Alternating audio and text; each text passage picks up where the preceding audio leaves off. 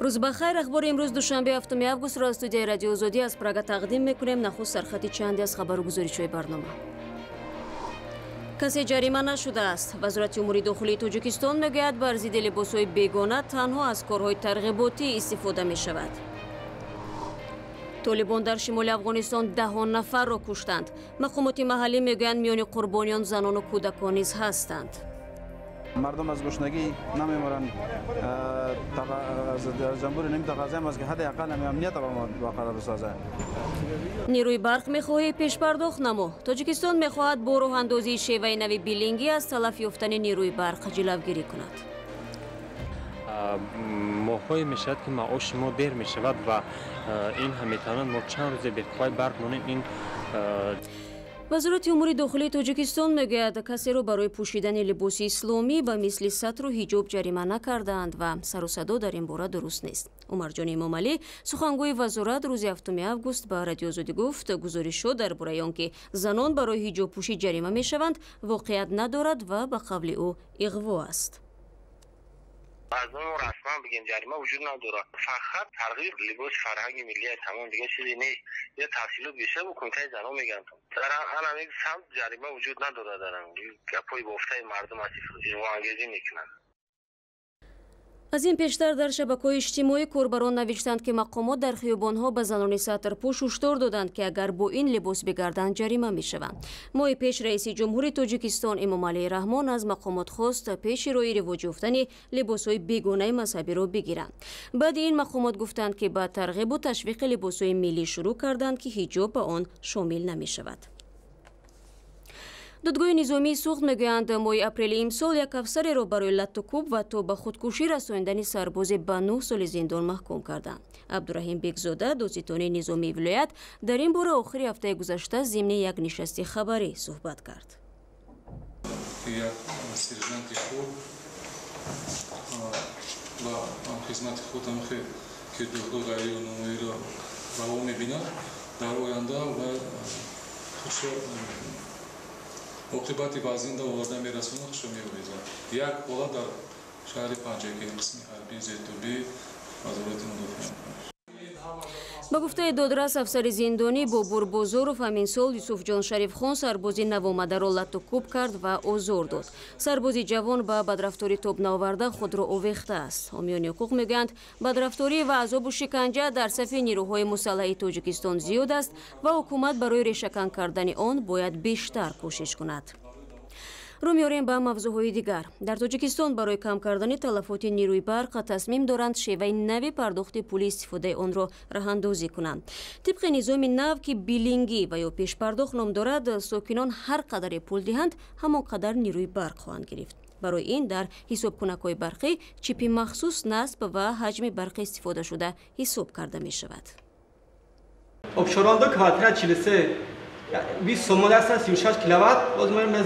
میرزا مراد کارمند شبکه‌های برقی در شهر سربند پرداخت‌های 3351 مشتری را نظارت می‌برد. یک اپرات میشنم اینجا اصلا که در واقع یک آدم میتونه 3362 مشتری را برق تامین کنه.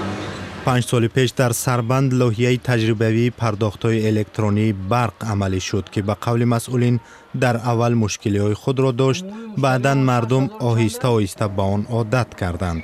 در حالتی که آموختن پر را فایده و منفعتش که دیدن، حاضر همه یعنی آموخته شدگی سری وقت به یگان قرض اومده میسپرند.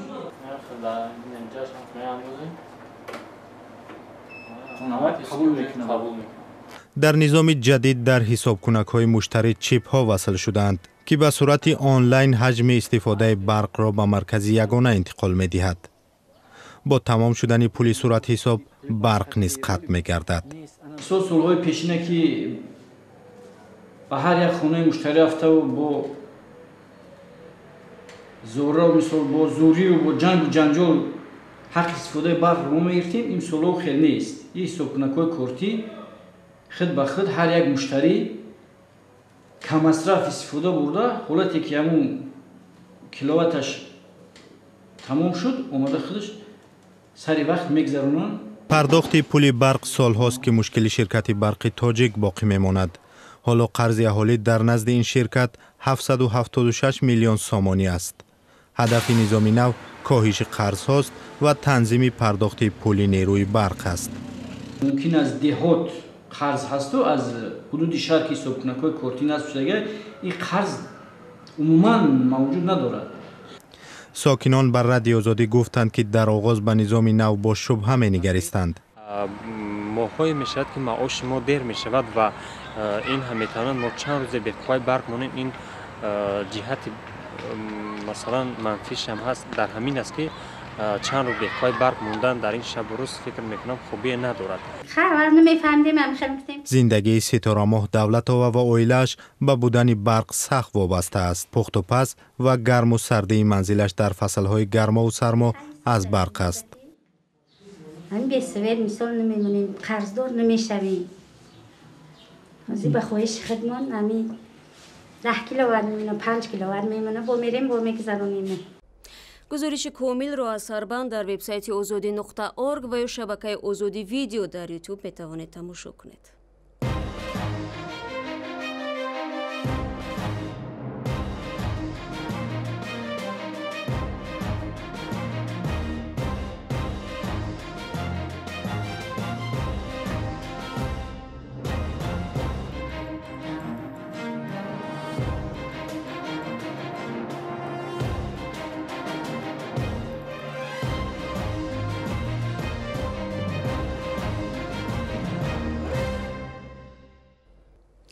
رو می‌آوریم به موضوع جهانی. در یک حمله روز گذشته در ولایت سریپول افغانستان دست کم 50 نفر از جمله زنان و کودکان کشته شدند.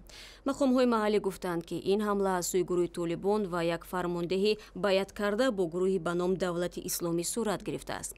با افزایش حمله‌های انتحاری در افغانستان تدبیرهای امنیتی پرزور کرده شدند. طاهر سفر گزارش می‌دهد. با دنبال سلسله حمله‌های خونین جنگجویان در افغانستان، مقامات تدبیرهای امنیتی را در شهر کابل پایتخت تقویت دادند. ماموران امنیتی افرادی را که به مرکز شهر می‌آیند تفتیش می‌کنند تا اسلحه یا مواد ترکنده نداشته باشند. در شهر حضور زیادی ماموران پلیس به نظر می‌رسد و مقامات امنیتی به خصوص آن منطقه‌های را زیر نظارت شدید قرار دادند که نمایندگی‌های دیپلماتی خارجی جایگیر شدند. اولویت دادیم شهادت دیپلماتیک که در مرحله اول باید شهادت دیپلماتیک یک امنیت بهتر و خوبتر و مطمئن‌تر برای گرفته شود و به می ترتیب این انکشاف پیدا کنه در شهر کابل و بالاخره دروازه و بالاخره تا ولسوالی‌ها را. بعد 2 ماه بمبگذاری خونین در شهر کابل که 150 نفر را کشت، حالا در کوچه‌های اساسی کابل اسکنرهای امنیتی و کامراهای نظارتی پیدا شدند. مردم در افغانستان میگویند حکومت باید برای تامین امنیت تدبیرهای زیادتر بیاندیشد. بسیار نگران هستم. مردم به افغانستان در عموم در کل نگران هستند به خاطر یک امنیت. مردم از گشنگی نمیمرند. از جمهوری نمی تقاضا است که حداقل امنیت را برقرار بسازد. مقامات افغانستان روز 7 اوگوست گفتند در نتیجه حمله گروه از اعضای طالبان که به دولت اسلامی پیوستند 50 نفر در ولایت سریپول کشته شدند. خبرنگاران میگویند در میان قربانیان جسدهای کودکان و پیرانسالان هم دیده می شود، اما طالبان گفتند که در حمله فقط نیروهای امنیتی کشته شدند. نگاه میاندازیم به اسرائیل. مقامات اسرائیل میخواهند نشر برنامه‌های تلویزیونی الجزیره در کشور را قطع کنند و نمایندگی آن را در بیت المقدس ببندند. در این زمینه حکومت کشور قانونی را به بررسی گرفته است. چنانچه روی این موضوع در گزارش مومن احمدی. مقامات اسرائیل میگویند نشر برنامه‌های تلویزیونی الجزیره باید در این کشور قطع شود. آنها میخواهند اجازه‌نامه‌های خبرنگاران تلویزیون را پس بگیرند و نمایندگیش را ببندند. با گفته مقامات اسرائیل، الجزیره برنامه‌های یک طرفه دارد و حامی تروریسم است. ما باید امنیت اسرائیل را تامین کنیم، نظارت کنیم که خبرنگاران حادثه ها را بی‌طرفانه انعکاس کنند. تلویزیون های بین المللی دیگر هستند که ما با آنها اراده نداریم، بگذار کارشان را ادامه دهند. اما شبکه‌های هستند که بسیاری از کشورهای عربی آنها را طرفدار تروریستان می‌شمارند. برای همین ما مجبوریم چاره بیاندیشیم و با ضد اسلام تندرو مبارزه بریم. حالا با گفته وزیر حکومت قانونی را بررسی میکند که اجازه میدهد الجزیره در اسرائیل بسته شود. در خود همین نشست خبری کارمندان الجزیره راه نیافتند. نمایندگان الجزیره اتهامات اسرائیل را به اساس نامیده گفتند که برای ادامه فعالیت تمام کوشش را به خرج میدهند. بار اول درباره منع فعالیت الجزیره بنیامین نتانیاهو نخست وزیر اسرائیل ماه ایول صحبت کرد. با اندیشه وی الجزیره مناقشه بر سر مسجد الحرام را که برای یهودیان هم مکان مقدس به شمار می رود یک طرفه انعکاس کرده است. در اینجا بعد آنکه اسرائیل اسکنرهای امنیتی گذاشت، مسلمانان اعتراض کردند و با ماموران پلیس وارد درگیری شدند. بعد این مناقشه و کشمکش مقامات اسرائیل اسکنرهای امنیتی را برداشتند و کامراهای نظارتی گذاشتند. و یک موضوع ورزشی هم داریم. ورزشکار توجیک اوید با جودو خوشبخت قرمود محمدوف که بیش از 7 ماه این جانب در امریکا به سر میبرد عزم دارد در بازی‌های المپیک 2020 شرکت کند. اما برای رسیدن به این آرزو که طولانی و سرخرج است، این ورزشکار با کشودن صورت حساب از دوستداران ورزش کمک می‌خواهد. برای آشنایی با وضع تمرین و زندگی و پیشرفت‌های این ورزشکار توجیک در امریکا با او صحبت کردیم. برای آمادگی به بازی‌های المپیک چقدر مبلغ لازم است و آیا خودت باور داری که این مقدار مبلغ رو می‌توانی پیدا کنی؟ انشالله من آرزو دارم که در بازی‌های المپیک تابستانه 2020 توکیو که برگزار می‌گردد در اونجا اشتراک کنم و من باید به مسابقه‌های بیشتر اشتراک کنم که حال‌های به دست آورم که در بازی‌های المپیک 2020 توکیو باید اشتراک کنم. من اولی در دست جمعی یعنی در امریکا مشق خود رو تمرین دارم در اینجا، یعنی از حساب یعنی ما باید کم کم کمک کردن در کار که من مسابقه اشتراک کنم که همین خلو رو به دست آورم که در بازی المپیک اشتراک کنم. یعنی پول زیاد لازم است چقدر و تو امروز یگان نفر کمک کرد براتون یا نه؟ رحمت کلان که همه آدمانی که تو امروز ما دستگیری کرده استند و سوم برای مسابقه اشتراک کردن، برای ازبورو که در اونجا مشق کردن در کار که یعنی همه مشق هر روزه سحر بیگه کردن در کار که برای المپیاد اشتراک کردن، یعنی چه مردم همه مهنت کرده است، عرق جبین خود رو میریزن که در مسابقه اشتراک کنن که به بازی المپیک اشتراک کنن. من اول تا امروز اینا خدا به شکر اینا در چمپیونات امریکا اشتراک کردم. هفته پیشین تظاهر جای یکم مشغول کردم در وزن 66 کیلو.